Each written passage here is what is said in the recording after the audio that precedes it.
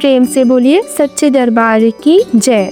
आप सभी को नवरात्रि की ढेर सारी शुभकामनाएं। आज के वीडियो में हम जानेंगे अष्टमी और नवमी किस दिन मनाई जाएगी, कन्या पूजन का शुभ मुहूर्त क्या रहेगा, कन्या पूजन का क्या महत्व है, पूजा करने की विधि और पूजा के दौरान क्या करना चाहिए और क्या नहीं करना चाहिए, एवं हम ये भी जानेंगे कि कन्या पूजन की कहां से शुरुआत हुई है।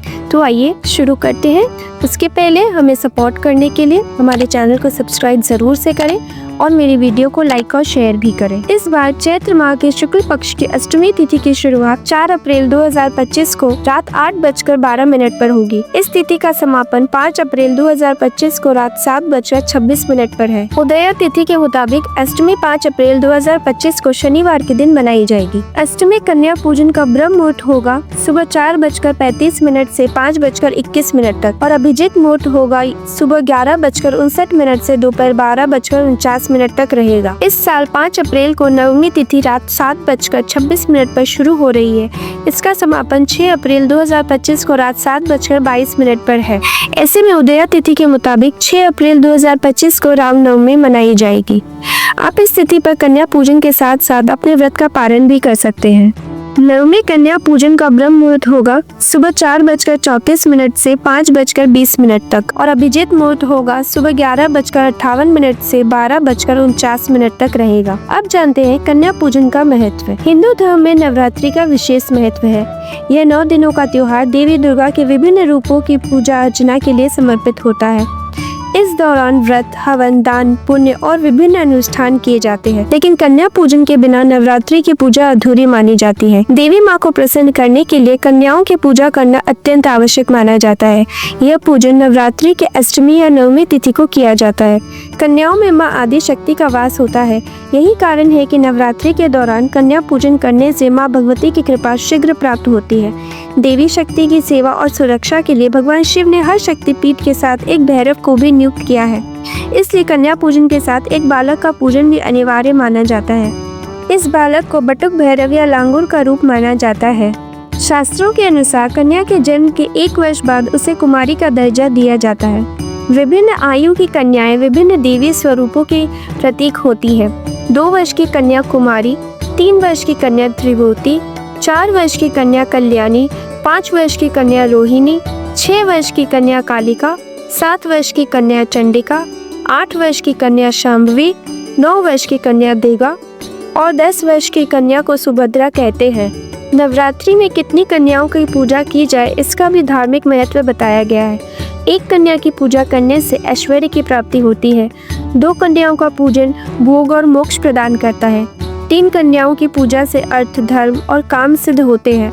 4 कन्याओं का पूजन राज्य पद प्राप्ति के लिए शुभ होता है।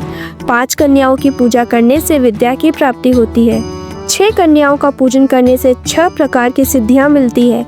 7 कन्याओं की पूजा से सुख और सौभाग्य बढ़ता है। 8 कन्याओं का पूजन सुख समृद्धि को बढ़ाता है और 9 कन्याओं की पूजा करने से पृथ्वी पर प्रभुत्व की प्राप्ति होती है। कन्या पूजन के दिन कुछ बातों का जरूर ख्याल रखना चाहिए। कन्याओं को देवी का स्वरूप माना जाता है, इसलिए उन्हें घर बुलाने के पहले घर की साफ सफाई बहुत आवश्यक है। कन्याओं का आदर करें और उनके साथ किसी भी प्रकार का दुर्व्यवहार न करें। कन्याओं को कभी बासी भोजन न कराएं और न ही झूठा भोजन परोसें। पूजा के दौरान प्याज, लहसुन और अधिक मिर्च मसाले का प्रयोग भी न करें। कन्याओं की जाति, धर्म या किसी अन्य आधार पर भेदभाव नहीं करना चाहिए। कन्याओं को जबरदस्ती भोजन भी नहीं कराना चाहिए। कन्या पूजन के बाद तुरंत सफाई में नहीं लगना चाहिए, बल्कि पूरे विधि विधान से पूजा संपन्न करनी चाहिए। पूजा से 1 दिन पहले या पूजा के दिन ही कन्याओं को आमंत्रित करें। विषम संख्याओं में कन्याओं के साथ एक बालक को भी आमंत्रित करना शुभ माना जाता है। हल्दी, कुमकुम और अक्षत से तिलक लगाकर उनके हाथों में कलेवा बांधें। कन्याओं को खीर, पूरी, सब्जी, हलवा और चने का भोग अर्पित करना चाहिए। कन्याओं को ज्यादा खाने के लिए जोर नहीं डालना चाहिए। वे जितना भी ग्रहण करें उतना ही परोसे। भोजन के बाद कन्याओं को फल, मिठाई, दक्षिणा, लाल चुनरी, खिलौने या कोई भी भेंट देना चाहिए।